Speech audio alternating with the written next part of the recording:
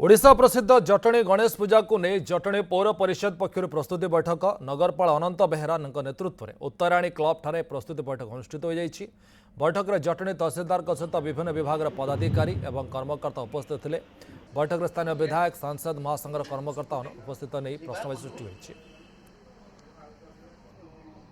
आज व्यवसायी महासंघर झरणा मंडप गोटे आलोचना करा जायतिला प्रति बजार सभापति संपादक एवं कर्मकर्ता को लेकिन जदि म्युनिसिपालिटी प्रति वर्ष आमको कहूँ या जदि सी आमको आज मीटिंग डाकी 5टा बेले जदि लिखित प्रतिश्रुति न दियंती ताले समस्त प्रस्ताव देइछंती माने बैठक को वर्जन करेंगे। ये आलोचन समस्ते गोटे कथा निष्पत्ति नेले जदि म्युनिसिपालिटी लेखिकी दब ताले दिन भितर कर प्रत्येक वर्ष भली ए वर्ष समस्त पूजा पेंडाल जो तक नुआ चाहूँगी भसाणी शोभा सामिल होगा डाकी समस्ते आसते